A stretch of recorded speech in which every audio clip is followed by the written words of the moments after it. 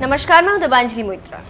कुशासन, भ्रष्टाचार, कोरोना से निपटने में नाकामी और तानाशाही रवैये की वजह से नेपाल की जनता के साथ ही साथ पार्टी का भी विश्वास खो चुके पीएम केपी शर्मा ओली ने बड़ा आरोप लगाया।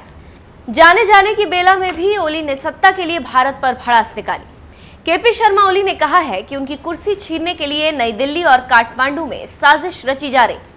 काठमांडू पोस्ट के मुताबिक नेपाल कम्युनिस्ट पार्टी में अल्पमत में आ चुके केपी ने रविवार को एक कार्यक्रम में कहा कि देश का नया नक्शा जारी करने और संसद से इसे पास कराने की वजह से मेरे खिलाफ साजिश रची जा रही है।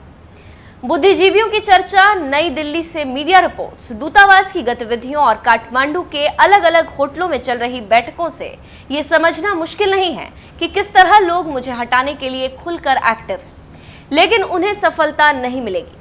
अच्छा शासन देने में नाकाम रहे ओली की पार्टी की बाहर ही नहीं, भीतर भी खूब आलोचना हो रही। उनकी सरकार शुरुआत से ही विवादों में रही। जनता में अपने खिलाफ बढ़ रहे आक्रोश और विपक्ष के हमलावर रुख को कुंद करने के लिए केपी ने नए नक्शे का मुद्दा उछाला। ओली ने भारतीय क्षेत्रों कालापानी, लिपुलेख और लिम्पियाधुरा को नए नक्शे में शामिल कर लिया और इस मुद्दे पर सभी पार्टियों को साथ लाने में सफल रहे। लेकिन इसके बाद फिर वो कोविड-19 से निपटने के इंतजामों में विफलता को लेकर घिर गए। खुद पार्टी के दूसरे अध्यक्ष पुष्प कमल दहल उर्फ प्रचंड ने उनके खिलाफ मोर्चा खोल दिया। ओली ने पार्टी के विरोधी खेमे पर तंज कसते हुए कहा कि नेपाल कम्युनिस्ट पार्टी और उसकी संसदीय समिति किसी के बहकावे में नहीं आती। ये बेहतर होगा कि हर कोई इस तथ्य को समझे कि नक्शे को वैसे ही प्रकाशित नहीं किया गया था।